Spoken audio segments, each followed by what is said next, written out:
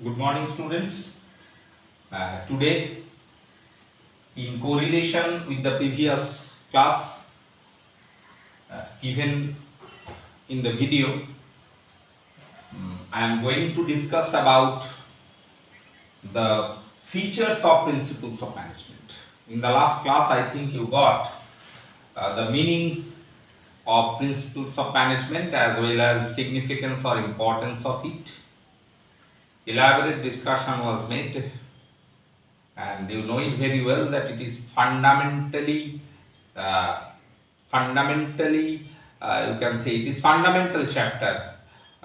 If you want to get fundamental strength in this subject, then don't be casual for reading this chapter, principle and functions of management, and this the features of principle.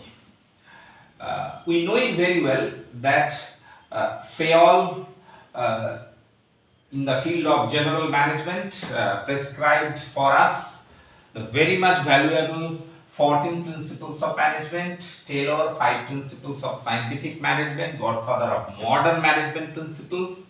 So from that aspect, if we think, we will see that some features are reflected from the principles.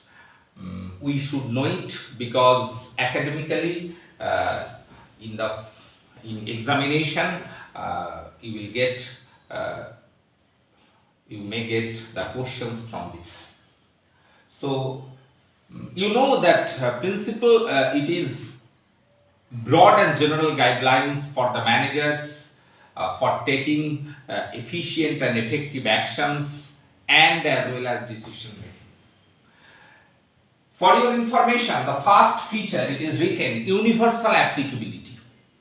What is the meaning of this? Because these principles 14 plus 5, basically 14, as a manager you can apply, as a student, as a management training you can apply in all sorts of organization.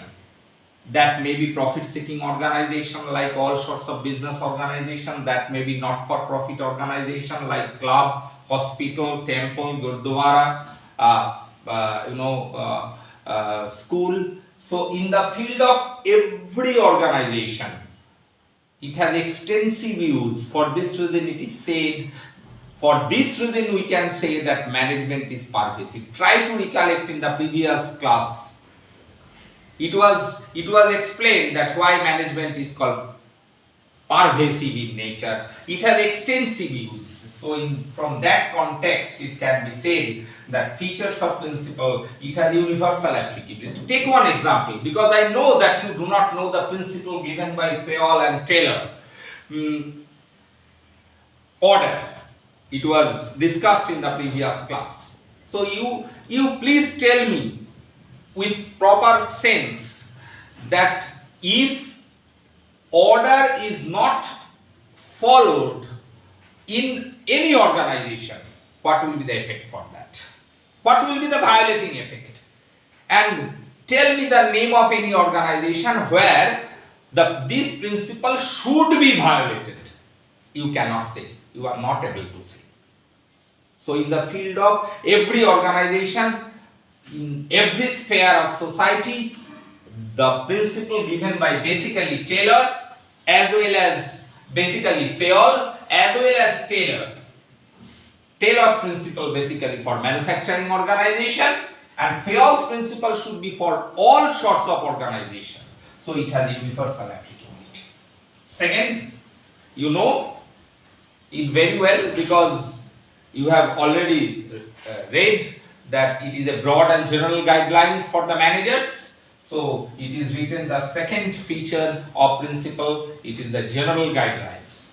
Third, formed by practice and experimentation. How the principle of management are evolved by Taylor, by Fayol and by other management experts. How it is evolved, how it is created. These are created. It is formed by practice and experimentation. in the background. They used to read the situation for number of years. They took different experiments, and after a huge numerous practice and experimentation, these principles are evolved as well as created and internationally accepted. Accepted as well as very much examined and justified also.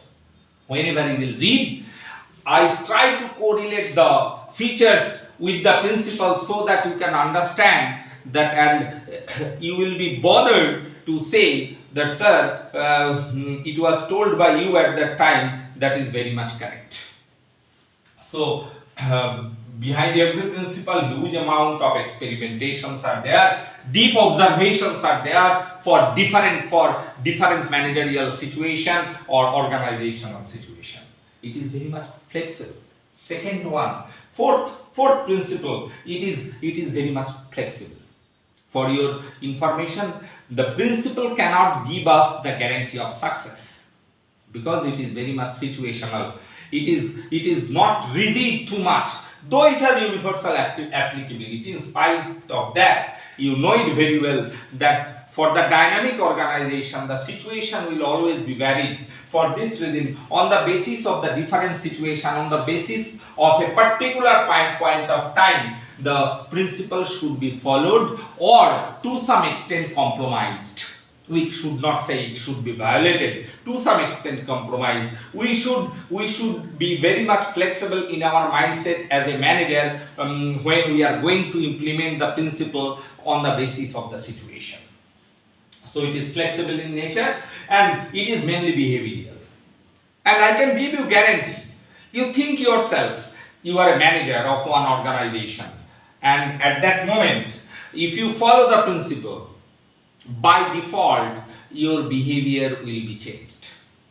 You will be the changed personality. You will be the changed manager.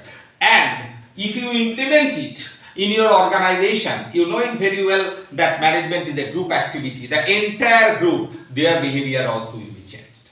So, it is all principles, they are basically behavioral in nature. If we follow it, by default, our behavior will be changed. Sixth one, it is cause management principle. There is a cause and effect relationship are there.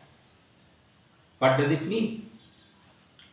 There are definite reasons for which these principles should be followed, and there are definite results if as a manager we will violate it. So there is a cause and effect relationship. Why we should use the particular principle order? Why we should use the particular principle discipline? The definite causes are there. And if we violate it, violating effects must be there for every organization. So cause and effect relationship must be there in the features, and you should write it as a feature of principles of management.